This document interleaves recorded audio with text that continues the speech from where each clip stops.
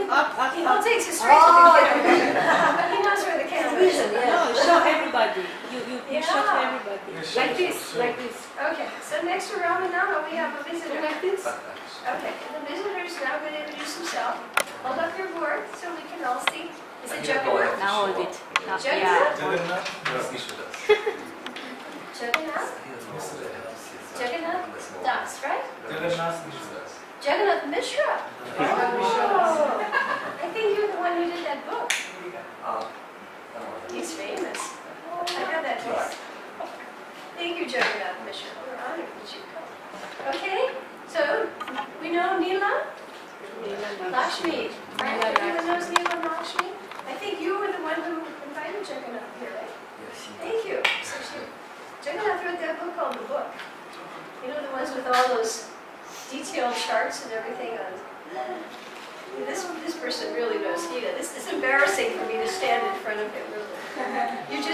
You can get a good laugh. She's going to try her best. Okay. Neela Lakshmi. The pearl book? That's part of it. Yes, they have these charts. Whoa. Wow.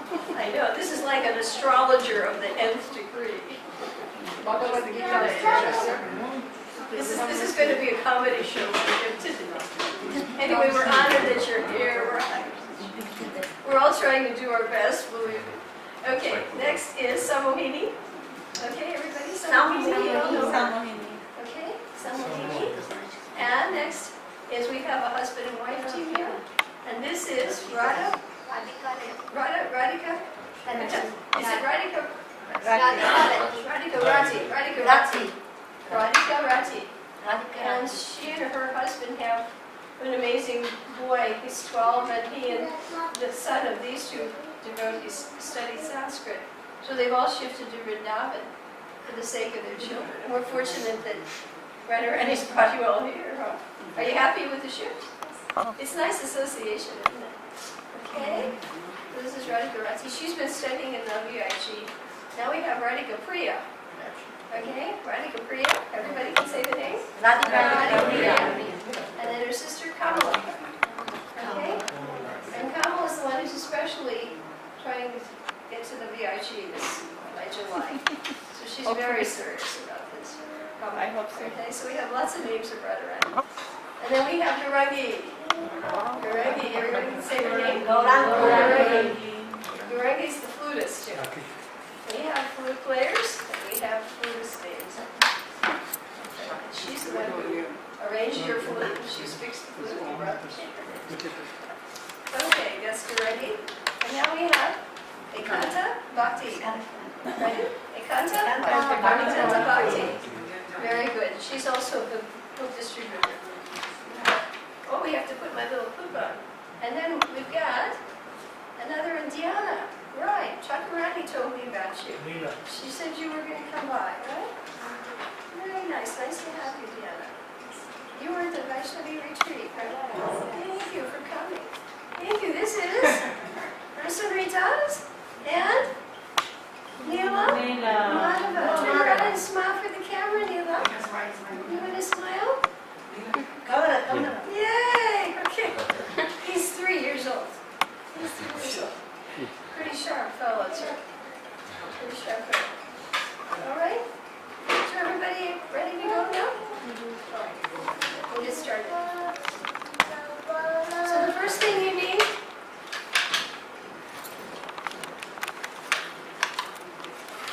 in our progressive approach to study, everything we do here is based on study skills coming from really good student-oriented.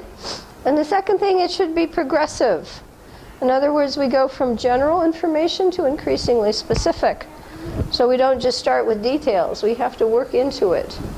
First grader in math cannot do, as we say, college calculus, so we have to proceed systematically. All right, so if you'll now take out your little book 1881, and that's our little visual index book. It's nothing more than that. There's nothing radical about it. There's nothing revolutionary about it. Some people find it strange. Some people find it threatening. It's just a visual index, that's all. We take information from the Bhakti Shastri Study Guide, And we present it in a new format. That's a skill. If I have information, maybe I want to place it in a table. Maybe I want to place it in a graph. Maybe I want to put it in a map. So reformatting is an opportunity to take information and see it from a different perspective. Because you might miss it from one perspective. Often text is difficult for people. So if you have a visual index, that should be quick. Okay? So in your little book, please turn to chapter 11. Okay, and that's in your yellow section. This little book is color-coded. The 3 parts of the Gita are in 3 colors: pink, yellow, blue. So now our 11th chapter is in the yellow bhakti section. This is the section in which Krishna reveals himself. The first section, karma. Karma, we chose pink because this is action with the body, right? Or activities that produce a material body. So devotional service, now we're hearing more about that in this section. And Krishna is revealing to us knowledge about himself. So if you see the little graph there, you see the little mind map? You all have it? You can check with your neighbor to be sure everybody's okay. All of you have? It's entitled The Universal Form. What's the title? The Universal Form. Now another thing that's very important is a study skill in a group is to make sure that there's constant student participation. Because attention span is 10 seconds in Kali Yuga. So unless there's student participation, then the mind off. And very little retention later. Okay, so my system is I say, and then you repeat. And often we write. And then often we will explain afterwards to a partner, study partner. So we'll have a trio over here, and we'll have study partners here. You two be study partners. Wherever you have someone close to you, we call it the study buddy system, or peer tutoring. That way the information is checked. And the facilitator can see if people understood. Okay, so we all know where we are. We're in chapter 11 of the Bhagavad Gita. And according to this map, right away we will see a number below. And it will say what? It will say 55. And that number is how we indicate right away. We do this like chemistry or physics. 1155 means the universal form. It is the 11th chapter. And it has how many slokas? 55. So right away you can see the map and you see the information. All right. So that's the most general information. And perhaps the first thing we had to understand was it was the Bhagavad Gita. And then it was in the middle section, right? Bhakti. And now we know it's the 11th chapter. And now we know it's 55 verses. Now the next progressive piece of information is how many subdivisions, according to Burjan and the scholars in the VIC. So you have seen how many there? 5. You have seen 5 subdivisions. All right. So what we do on our slate, because our slates aren't so big, if they were larger, we'll place 5 dots in a row. How many? 5. What are the 5 dots for? 5 subtopics, right? Subsections, subtopics. Okay, so now, because if we try to go across 55 verses, and we say in the West, you lose the forest for the trees. It won't make too much sense, perhaps, and the verses start to sound alike. But if you can cluster them according to a theme, then you can orient yourself, and you can recognize the verses more quickly. Okay, so we have 5 subtopics. All right. Now, the first thing we're going to do is determine the size. You'll see on your mind maps, on your charts now, you see on the side of these charts, they look a little bit like a firecracker, right? Something going off. Firecracker, right? But it's not just madness. It looks like madness, you know. Some people have said I'm a mad person. I'm just trying to do something that helps people, you know. So you'll see numbers going down the side. 8, 23, 3, 12, and 9. Okay? Let's put those numbers beneath the dots. Okay, there are 2 ways we're going to go about numbers. We're going to do numbers in terms of quantity And then we're going to do numbers in terms of location. That's two different things. Right? I can say, we have 100 rupees. But if I say where it is, that helps you even more. Right? You may have 100 rupees, it may be upstairs in your room. It may be in your pocket. Or maybe in the bank. So the first thing is quantity, and the second thing is what? Where. How much? And where. Okay, so let's go back at this again. So first of all, we have 5 subsections. We know that they're divided. 55 slokas are divided into 5, right? So if we look on the side of this, look at our first number. What's your first number? 8. Link it to something that you know. 8 what? Gopis. Okay, something that you know. What's your next number? 23. 23, that's a big one. I can't think of anything in particular. 22 marketplaces, 24 gurus, something in between. Okay, something in the middle of 22 marketplaces and 24 gurus. 23. Can you think of something?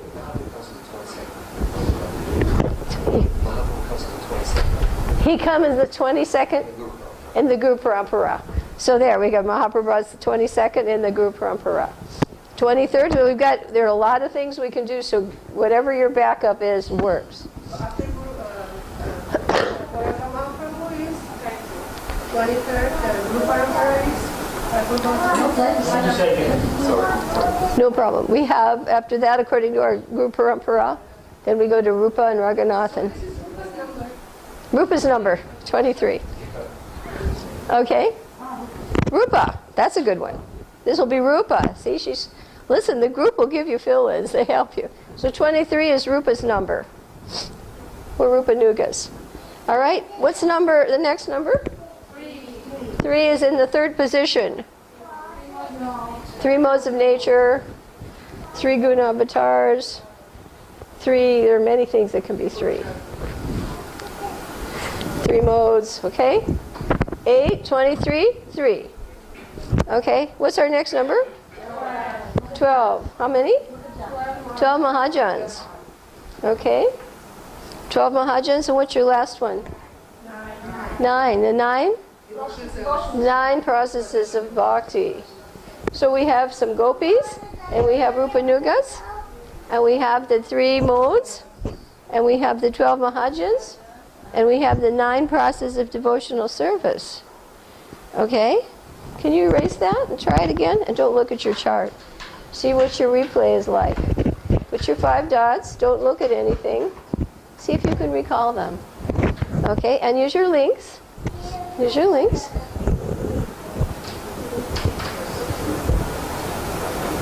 See how fast you can write the numbers. And use your memory link. Because those memory links are actually strengthening. They're Krishna conscious links. They help you think of Krishna and his associates and his pastimes and his philosophy.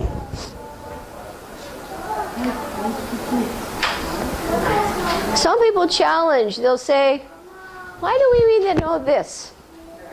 And my answer to that is, why know anything? And on top of that, I always think of the story when Prabhupada was challenged, when he said the name of God is Krishna. And somebody said, why do you say that? And Prabhupada said, because that's his name. And the man says, well, what, do you know the name of Krishna? And the man said, no. He said, so what's wrong with my giving you advanced knowledge? Anything wrong with that? The man had to, okay, he had to accept. Yes, is it wrong to know the name of God? You've advanced in knowledge. So now you've advanced in understanding of the Bhagavad Gita, which Prabhupada did recommend you know like a law book. If you know what's where, you're in better shape than if you know nothing about it. You all agree? And also increased knowledge usually means increased faith and advancement. All right, so 8, 23, 3, 12, 9. How many of you did it all right? Did you get it right? Did you do it, Shakshi? You got it? You got it? Everybody okay? All right, now I want you to do one more time and tell your study partner the same thing. You turn around and teach the person as though that person was the first time hearing this. Okay? So you two can work together, and Shakshi also. Shakshi, you be a little proactive there. Okay? We got 3 people working together. Because if you tell someone how to do something, it goes much higher, and you please Krishna more. Because you're sharing knowledge of himself, of Krishna. Okay.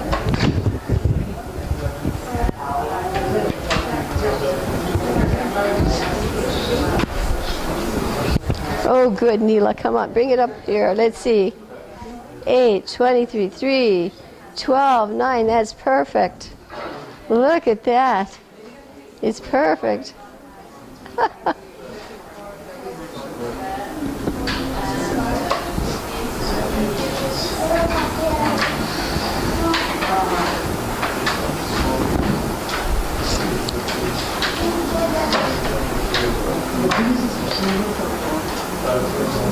Okay, so now you have a little bit of a structural picture of the Gita. This is analytical.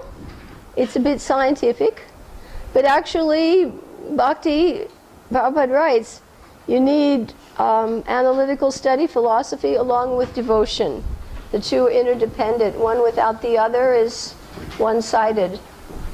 One becomes dry and the other becomes sediment. Yeah. So these are interdependent. So if you have an analytical study, it gives you strength. Strengthens your bhakti. Okay? Now, the next thing we want to do is, after we know the size of the sections, we want to put a code. This is like physics and chemistry. We want to put a code for quick communication. If we're talking in chemistry with hydrogen, we just say H. We know we can shorten the time path. We say AC Bhaktivedanta. We say ISKCON. You reduce it, so there's, save time. Okay, so in our first topic, you can look at our charts here. You have your map, okay? So you see now, we start in the upper right-hand corner, which would be position 2 on a clock. And we go clockwise. Clockwise, okay? That's auspicious. So we have two topics in the same, for the first one. We have AR. This is like Arjuna, but it's Arjuna's request. Arjuna's request. And then Krishna, we see a peacock feather, and underneath we'll put UF. I clicked something. It was the universal form. Whoa. Hey, listen, there's nothing mystical in the universe. Everything is orchestrated. There are no accidents, there are no miracles. It's all calculated, yeah. Just spoke. Better be careful. Okay. Arjuna's request and Krishna's description of the universal form. How big is that? 8. Yes, in 8 verses we're going to get Arjuna's request, and Krishna's going to explain the universal form. The first 8 verses. Okay, then we go to the next one. S-U-F. Right? S-U-F. By now you know what UF means, right? Universal form. S means? Sanjaya, right? Because Sanjaya is describing this to Dhritarashtra. So throughout the Gita you'll get reference to Sanjaya. So he's giving a description because he can see it. He can see it. Even though he's in Hastinapur, he can see it by the mercy of Vyas. Okay, so first we have Arjuna's request, and Krishna describes the universal form in how many slokas? 8. And Sanjaya now describes the universal force in how many slokas? 23. This is called yo-yo practice. Up and down and up and down, and add one more and go back, and add one more and go back. Because by the time you get to the end, you've already practiced. If you keep on going, it's masking. I forgot what I started with, and I give up. So, Arjuna's request, Krishna describes the universal form in 8 slokas. Sanjaya now in 23 slokas is going to describe what he sees. Okay, the universal form. Now, we have 3 slokas in the middle, in the 3rd position. And this, I put K I. Capital I. Krishna, and this is a very important section. 3 verses. Very important section. In this one, Krishna is instructing Arjuna. I for instructing, become an instrument, like that flute. Be an instrument. I've already done it. They're dead. You just carry it out. Krishna's already doing everything. We are just instruments. Okay? So that's a very important section. The time I am section. Famous verses in there. Krishna's instruction. Okay, Arjuna's request. Krishna describes the universal form in 8 slokas. Next. Sanjaya describes the universal form in 23 slokas. Next. Krishna his instruction to be an instrument in 3 verses. Now the next one, we've got a 12 here. And let's see what our topic is. Now we have Arjuna again. But after he sees all this, he becomes fearful. So Arjuna prays now with folded hands.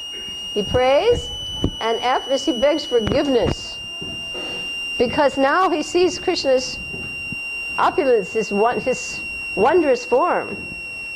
And he's fearful, and he's begging for forgiveness because he realized, wait a minute, you and I were friends, but now this is another rasa. I'm a little bit fearful. I've overstepped the friendship bounds, perhaps. Please forgive me for my familiarity. So in those slokas, we're going to get prayers and prayers for forgiveness. Okay?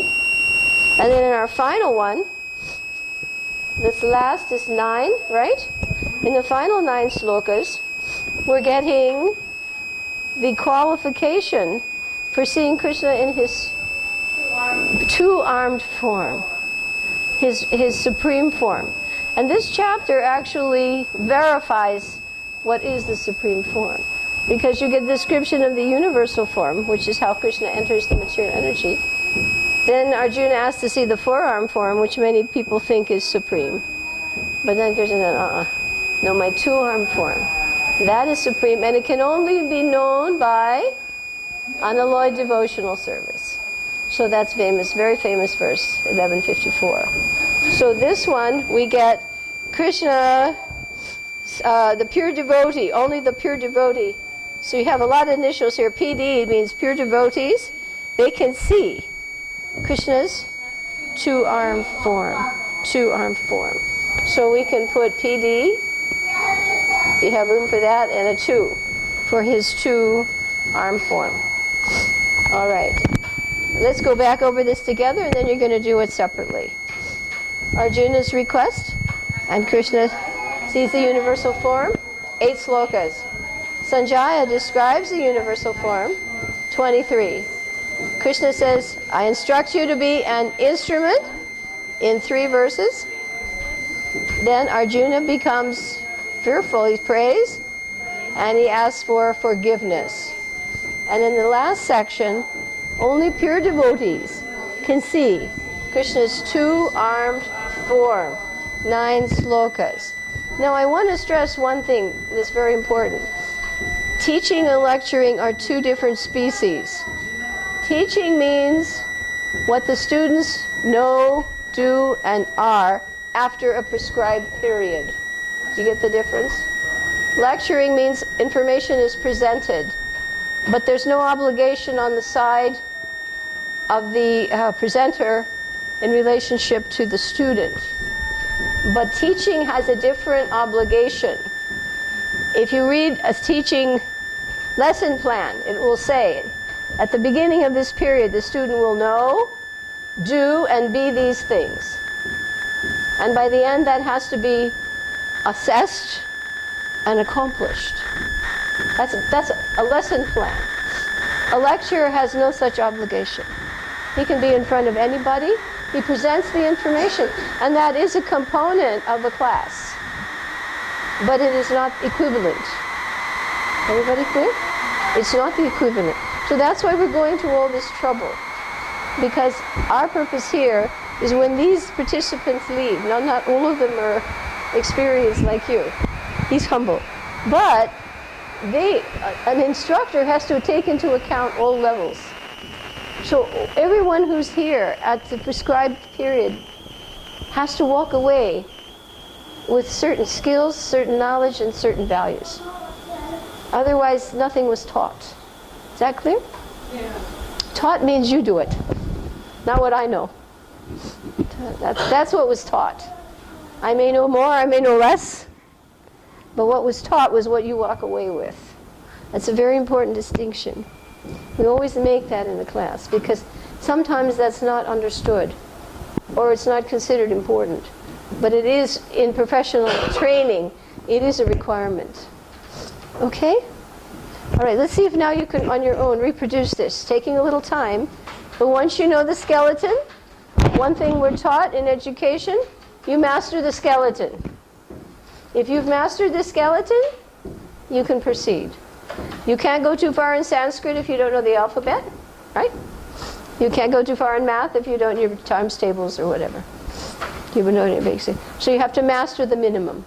Then you can proceed. Okay?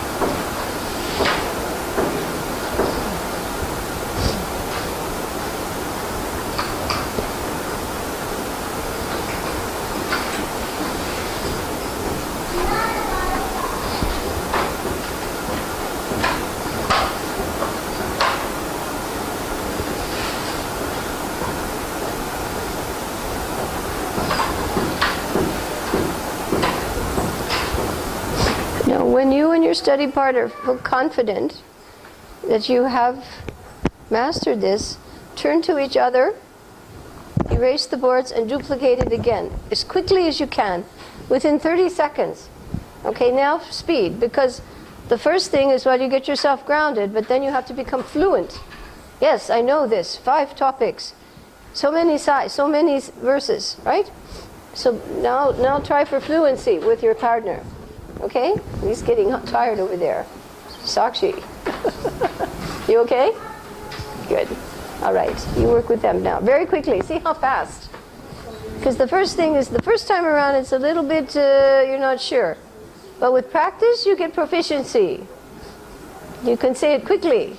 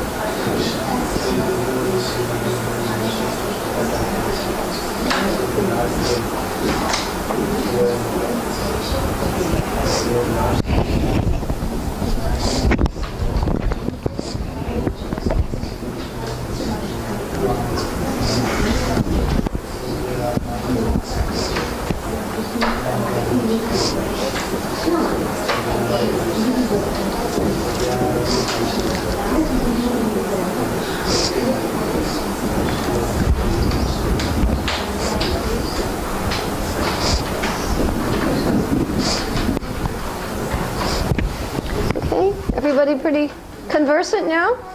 You feel secure a little bit. If you were asked about the 11th chapter of the Bhagavad Gita, you'd know the title, you know the subtopics, you know this general size. We're going to add a little bit more now. Now you open your study guide and you turn to page 49. From the lower third of page 49 to the upper third of the next page, you'll now find not only the topics which you have just committed to memory, but you'll find summaries. Because now we're advancing. We're filling in the tree, the trunk, the branches. We're filling in the details. We're able to handle that now. Start on page 49, I believe, of your study guide. Remember, without the skeleton, you don't proceed. It's true, right? You're medical people, right? You have to know the job before you study this, right? Otherwise, there's no foundation. So the foundation gives you the structure on which to advance. So now we see here chapter 11 on the bottom portion. Is everybody with us? You all found it in your study guide. Okay, don't be afraid to use your flute finger. Now before we proceed, we're going to reinforce what we know from a different perspective. Okay? So take out your slates before we go any further. And our first topic, remember, was Arjuna's request and Krishna's description of the universal form. So we'll write that this way. We're going to focus now on each one. Arjuna's request and Krishna's description of the universal form. We'll draw a line. Now remember, before we learned quantity, but now we're going to get more advanced. We're going to learn exactly where. Okay? So we know we're starting with the first verse, and we know we're ending with the 8th verse. So this is now location. Before we just wrote 8. We got size. But now we know more. And we see it verified. We saw where did that mind map come from? It came from here. All we did was we extract information when we study. We reformat it into an easy... Mind maps are very easy. It's easier, do you agree? You see that mind map? That's easier than text. Yes. Text is considered a guillotine. You turn a page, guillotine. You forgot what was on the page before. That's scientific. But a map, it's all in front of you. Okay. So AR, Krishna, universal form, 1 through 8. You got that one? Okay, so now you advanced a little more. You know where it is. First 8 verses.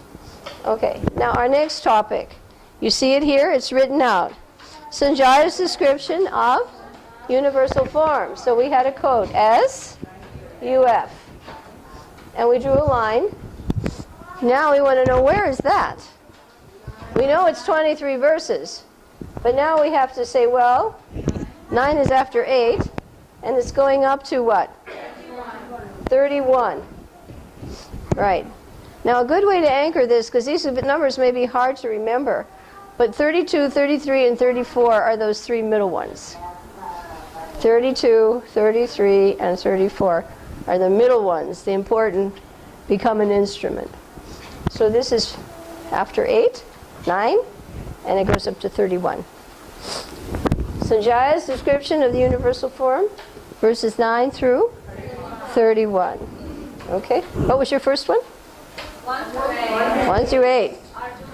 Rest, Krishna of the universal form. Okay, so this one is what? Sanjaya's description, 9 through 31. Okay, now we have the middle one. This one's Krishna's instruction, become an instrument. That's all. It's already been done. I do everything. You carry it out. This is 3 verses. Where are they? 32, 2, 34. 3 verses, 32, 33, and 34. The middle. Okay, you all got that one? Krishna's instruction to become an instrument. Famous verse, time I am, in this section. Okay? All right. First one was Arjuna's question, right? 1 through 8. Next one was Sanjaya's description, 9 through 31. Next one is Krishna's instruction to become an instrument, 32 to 34. Now you're building on your tree.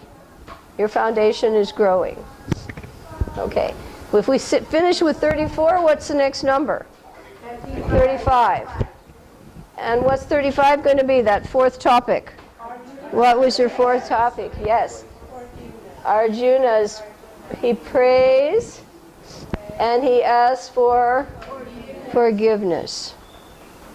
Actually, this whole chapter is mostly glorifications and descriptions. There are different kinds of slokas. There are different kinds of purports. This chapter is very heavily description. Description of the universal form. And we're actually only going like Sanjaya. He's trying to give us some kind of material conception of what he sees. It's beyond our experience, actually. Okay. So this is 35, and where does it stop? 46. Okay, 46. Well, if I think of a number here, I add 1 to 5, 46. 35 to 46. Sometimes we just call memory. They're just memory sections. Some numbers we have, when we teach math, we teach tricks. But there's some we just call, this is a memory one. Just got to memorize it. 35 to 46. Add 1. I add 1 to 3.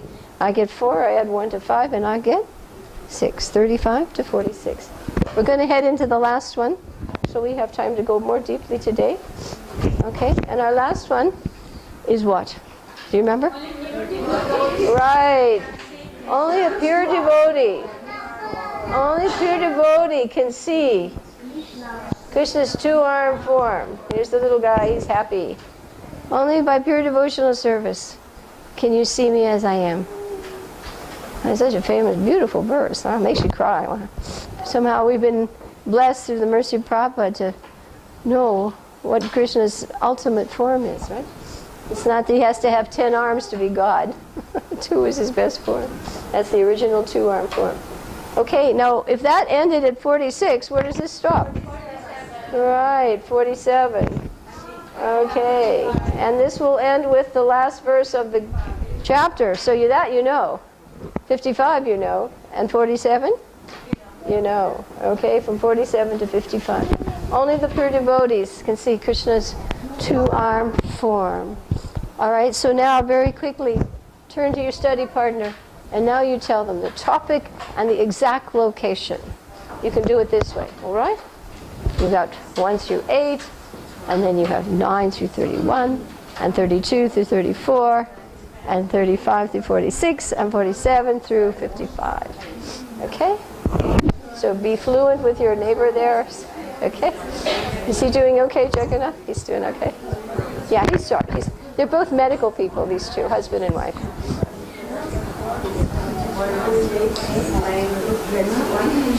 Did you get it right, Shashi? Wow, that's a nice what you call reformatting of information. Beautiful. I think Neela can relate to this cartoon. Neela, come and see the drawing.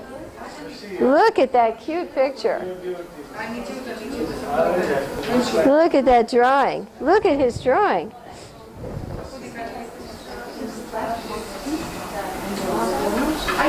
Is he going to erase it? Show it to the camera.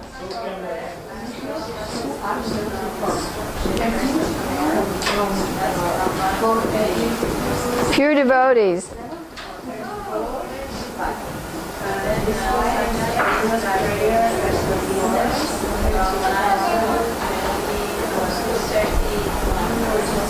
That's what we call reformatting. Thank you.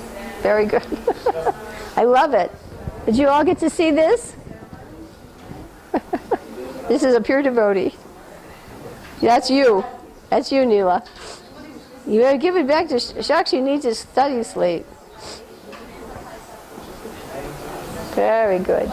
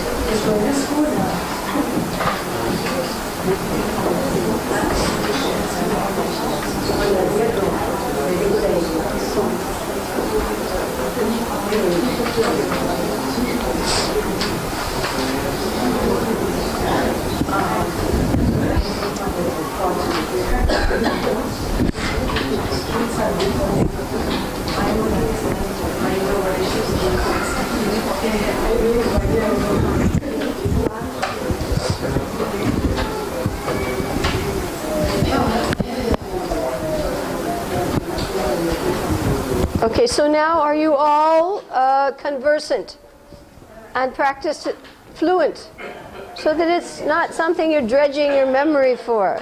Are you doing okay? You actually feel comfortable with it. When you're little, you say, well, 5 plus 9 is, and you have to think about it.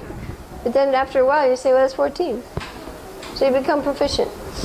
Then it's yours. It belongs to you. All right, so now our next study skill, this I got from Gopi Paranadhana, listening to lectures from him.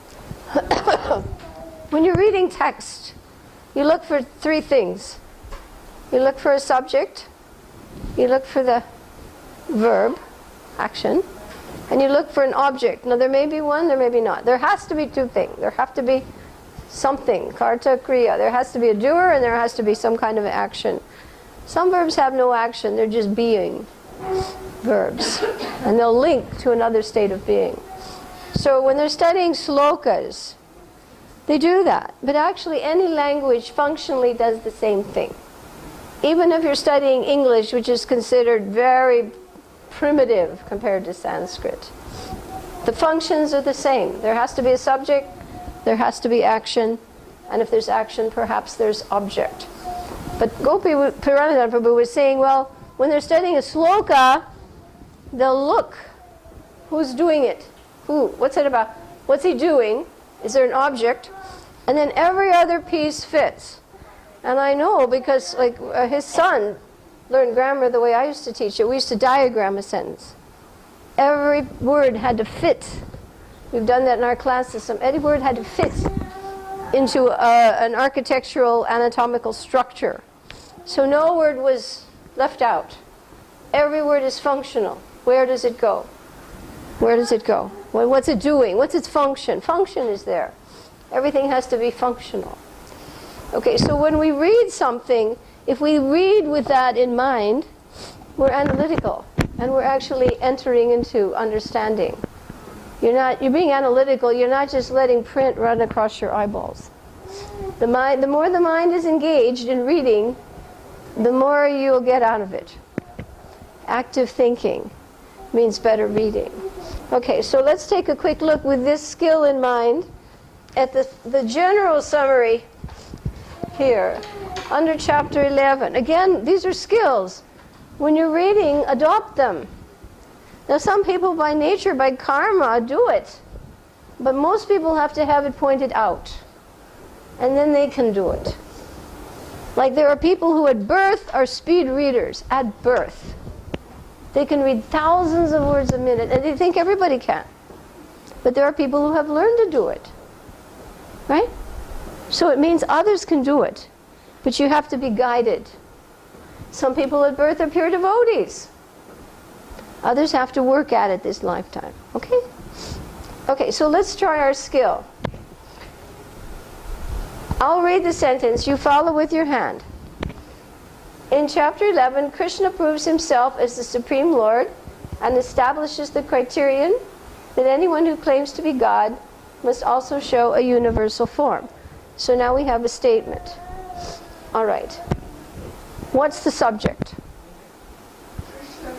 Krishna. Right, just get one word. Remember, you build. One, Krishna. Okay, now what are the verbs? There are two. Proves and establishes. These are the main one. He proves and he establishes. Now this other one, don't get tricked, because this is a relative pronoun that, and this is a subordinate clause. From that, we're going to forget that part right now. Let's just take Krishna proves what? He is the Supreme Lord. Yes, he proves himself as the Supreme Lord. And he establishes what? A criterion. So he proves he's the Lord, and he establishes a criterion. Now, the word that is a relative pronoun that defines more about criterion. And it will have a subject.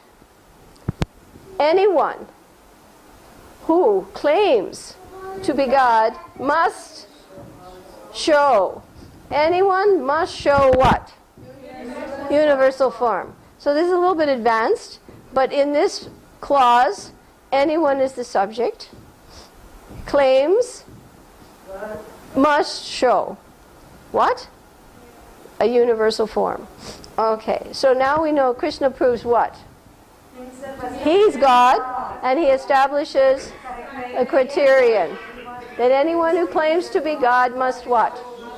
Show himself to be a universal form. So now you know what the essence is of this chapter, right? Yes. Krishna is now establishing his divinity, and he's establishing a criterion. Two things. All right, let's try now the next section. Does that make easier to understand? And now you remember. If you just do this little thing, you will remember. This is for you. This is your empowerment. You read this, you see, it will make a big difference. You read this way. Isolate those points. And then the whole thing, and it's easy to, you're fluent. If you say chapter 11, oh yeah, Krishna established his divinity, and he established a criterion to prove that if someone says he's an incarnation, he has to show universal form. Suddenly you're fluent. You don't have to dredge your memory. Okay. Now, after hearing Krishna say that he pervades and supports the entire universe, Arjuna wishes to see that all-pervasive form of the Lord. Okay, we start now. Be careful. What's the subject? Arjuna. Arjuna, yes. Arjuna. And what does he want? He wishes is the verb, and what does he wish? He wishes to see what? The all-pervasive form of the Lord. Now here we can ask our 6 questions. Who, what, when, where, why, and how. Okay, when does he say that? After hearing, right. After hearing Krishna say that he pervades and supports the entire universe. So Krishna has established before he pervades the whole universe and does what? Supports it. So after hearing that, Arjuna logically wonders, well, I want to see that form that does that. I want to see that form that pervades and supports the universe. Okay? You've told me you do it. You pervade it, and you support it. We heard that in chapter 9, remember? That was his inconceivable relationship. That was our second topic in chapter 9. Now, I've heard that. Okay, you show me how you do this. I want to see that form. All right? And after that, Krishna says, Krishna first describes his universal form and then bestows upon Arjuna the vision necessary to see it. What's the subject? Krishna. What are your verbs? Describes and bestows. First he describes it, remember? Krishna's description, and then he has to do something else. He has to give Arjuna the ability to see it, because that's not an easy thing to see. He describes it, and then he bestows the vision necessary to see it. Okay?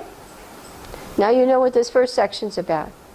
All right? Arjuna first says, okay, I know you pervade and support everything.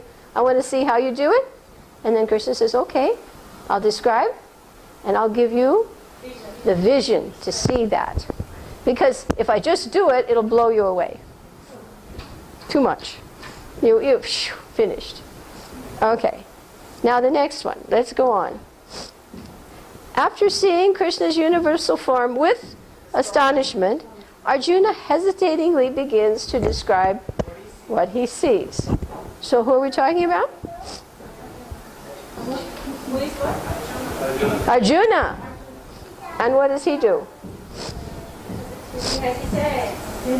He begins to describe.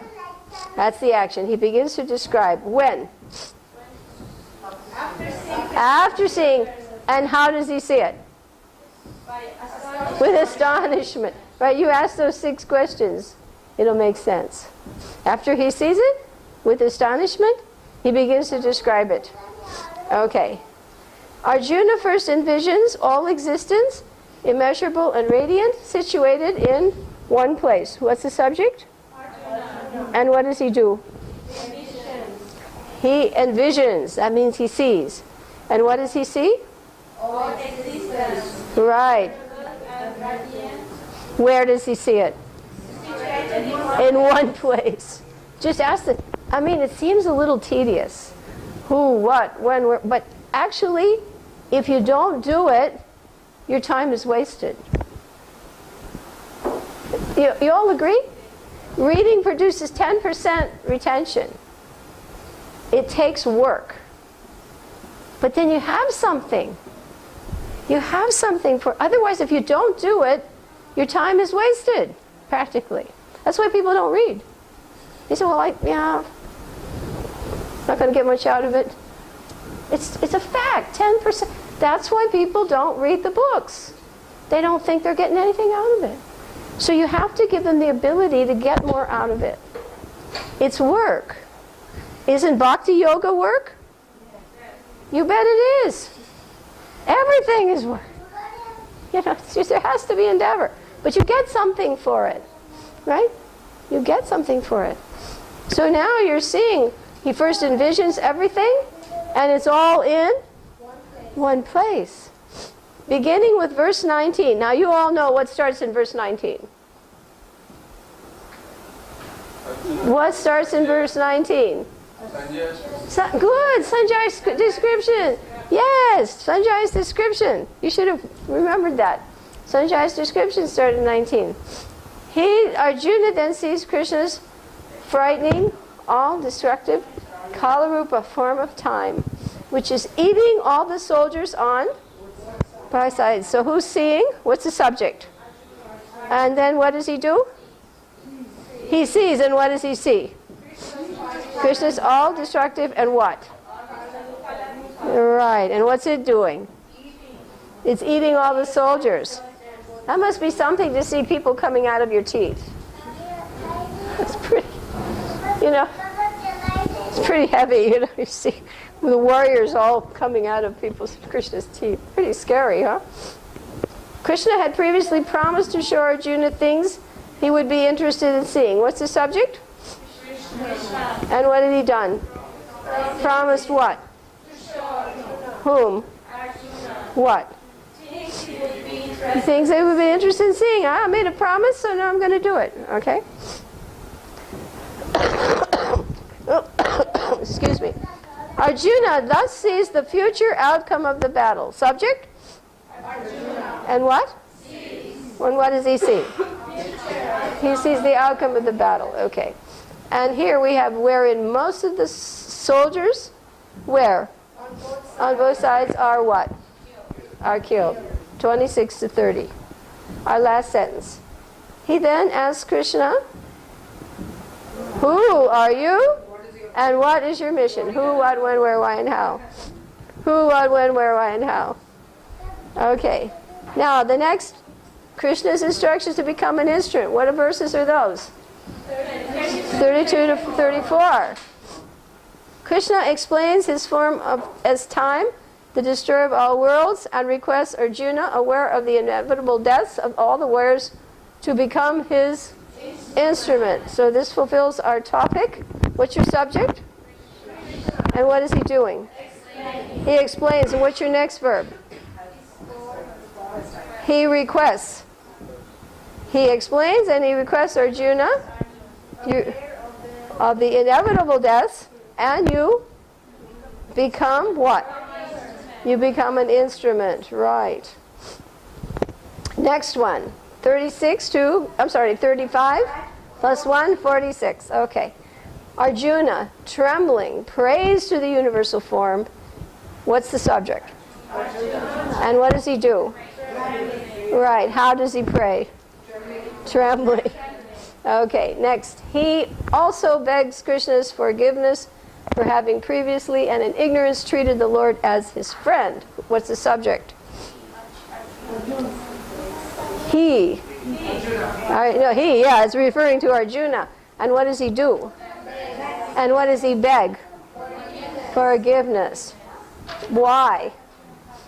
Right. In ignorance, he treated the Lord as a friend. Okay, that was 35 to 46. Now our last section of summary. It's a little bit of work, but if you do this, then you're flowing through the verses. Otherwise, they all start to sound the same. Unless you're a scholar like this, you'll know. He can picture them on a necklace, huh? In answer to Arjuna's fearful prayers, Krishna shows his four-armed form before, again returning to his original two-armed form. What's the subject? Krishna. Krishna. And what does he do? And what does he show? And before when? Before returning to his original two-armed form. And why does he do it? In answer to Arjuna's fearful prayers. Why? He does it for a reason. Why? Now, Krishna informs Arjuna that his two-armed form is supreme and understandable only by his devotees engaged in pure, unalloyed devotional service. Subject and verb. And who does he inform? Arjuna. And what does he inform? His two-armed form is supreme and understandable only by pure devotional service. So now you got your summary. You know now how to read actively. Squeeze it out, extract the meaning. It's a little tedious, but it makes a difference. Okay, now take out the other chart you have. And now take out your little cards. You're going to get a little break and you're going to get a time to write. Take a pen if you have one, I hope. I didn't finish my activity. These are your little SIM cards. You're going to put everything on this chart, on your little card. And this, by writing it, it goes deeply into your retention. Okay? You need a pen? I have a couple of pens here. Anybody over here need a pen? Okay. You all need a pen. You have to sort of share. You have a pen, Mataji? You don't have a pen? Anybody else have pens? I should have brought more along.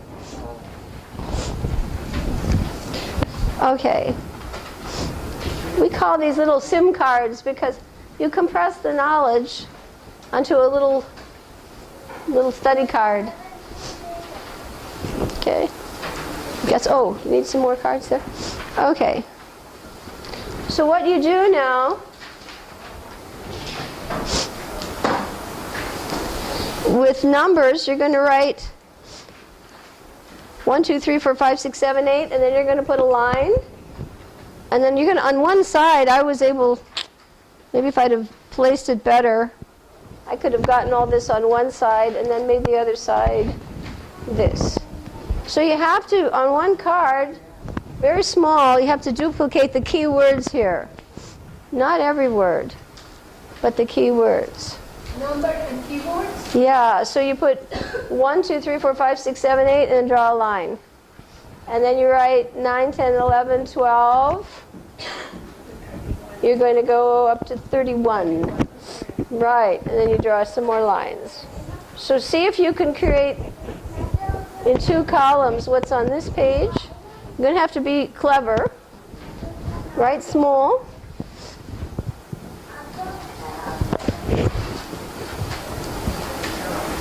Just compress. The whole technological world is doing it. Do you have a card, Manaji? These are handy study cards. Because first of all, you have to actively write. When you write, you think.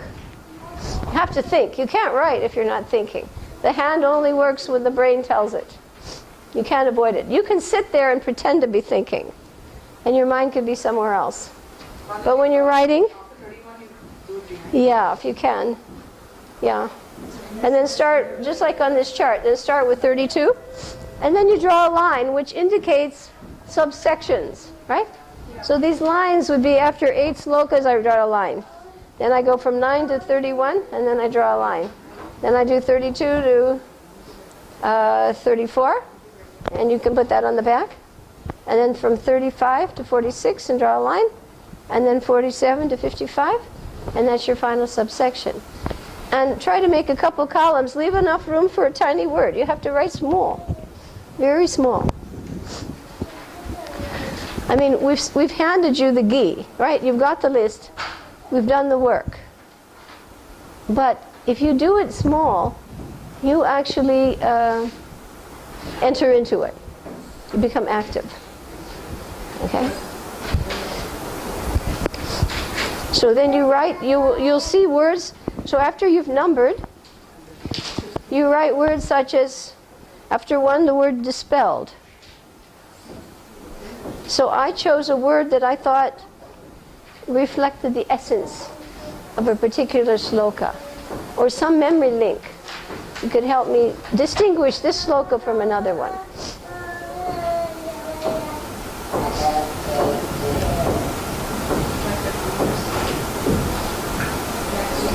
Now, you'll be a little busy on this, but it's worth it. Because otherwise you get the chart, and again, the more active it is, the more beneficial.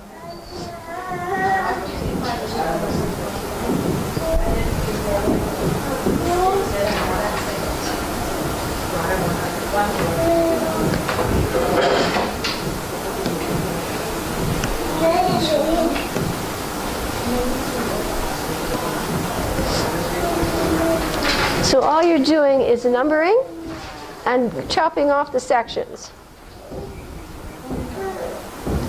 And now you're going to write the nutshell word after the number.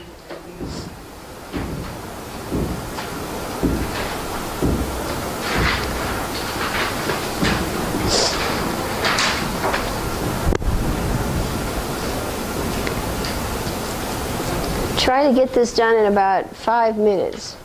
Clock goes fast. Because we want to race through these slokas now. Perfect. Good. So now your mommy can start to write the words in. Okay? After 1, you're going to write dispelled.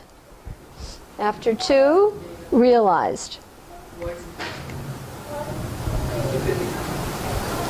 After 3, cosmic. Then universal.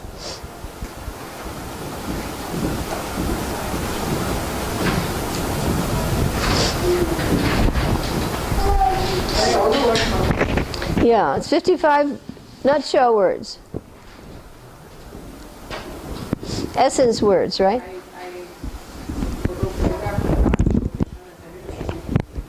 Tell it. Oh, yeah. Oh, yeah. Yeah. Yeah. Very happy with it. It's essential for successive, what shall I say, building. You can't, you can proceed to try to take it all in, but you've got to be a super memory kit, like those children now. They're at an age they can do this. Not easy for us. We have to work progressively.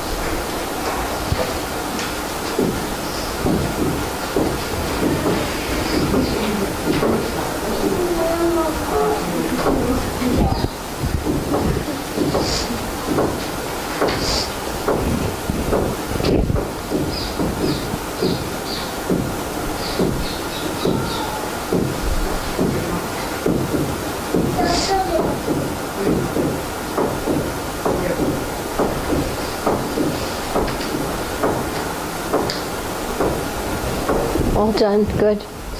All finished. Okay. Excellent.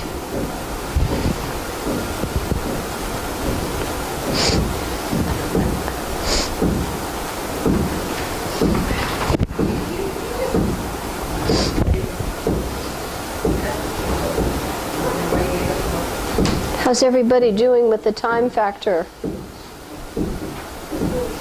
Pretty good? We're going to give you a couple more minutes. Yeah.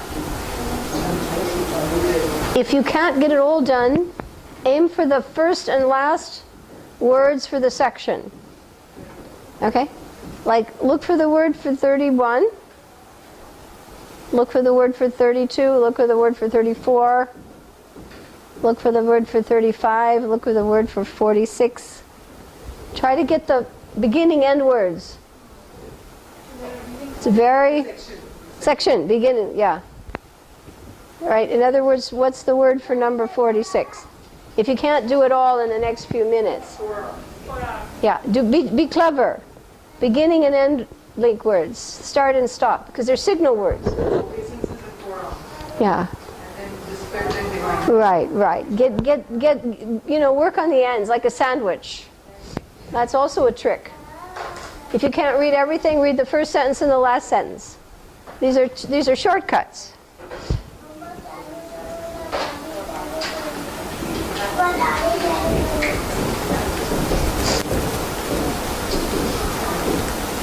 Okay?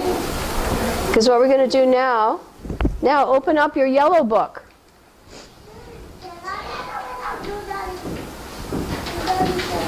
And your yellow book is just the text. It's just the text.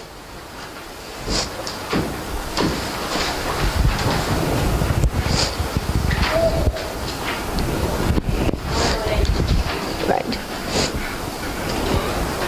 Now we're going to do a few shortcuts because our time is running out.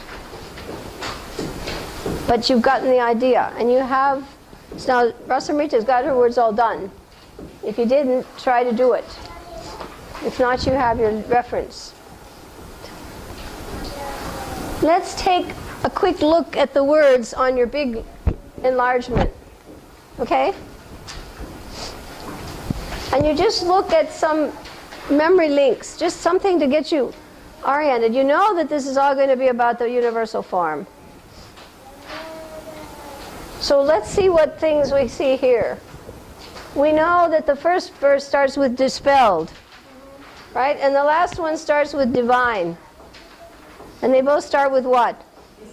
D. Look for alliteration. Do you see the word M 2 times? What? Multicolored. Multicolored and manifestation. Well, do you see cosmic and universal? They go together. Cosmic means universal. And how about the word everything? Everything is there, right? Try to get now a little bit of an understanding. So we have dispelled at the beginning. And realization comes by grace. He has realized this by the grace of the Lord. Now in 3 and 4, he wants to see the cosmic form, which is universal. And we get some description of it. It's what? Multicolored. And you'll see what? Manifestations of all the demigods. And everything will be seen in one place. Everything. You'll see it in one place. And divine, what? Eyes. You got the flow? His ignorance is dispelled. Right? I've realized this by your grace. Now I want to see that, how you enter this cosmic. I want to see that universal self. And then you see multicolored forms, right? And everything is manifested, all the different devas, all the parts. Everything is in one place. And what kind of eyes do you need? Divine. Now all the rest of these words from 9 to 31. 9, you see Sanjay saying how everything's displayed. 31 is important. He says, oh my Lord, I want to know what is your mission. Why have you come? And then he says in the next one, time I am. So 31 is important, mission. And 9, we see the word displayed. And we get all kinds of words here. Unlimited, celestial, effulgent, expansions, astonished, assembled, expanded, radiance, objective, numberless, perturbed. Now they're disturbed. Hosts, behold, disturbed. Equilibrium is upset. Gracious. Now I see Dhritarashtra. Everybody's like moths going into the waves. Like waves into the ocean. Like moths into fire. Devouring. I mean, this is pretty descriptive. Okay? And then if you turn it over, 32, time I am, famous verse. He's the time factor. Be an instrument in 33. And 34 is vanquish. 35 to 46. He's describing him, praying, glorifying him. And from 41, forgive and excuse. Okay? I think I'm going to have to stop. I'm not feeling too well. Is that okay? Can we stop this? I just have a problem with...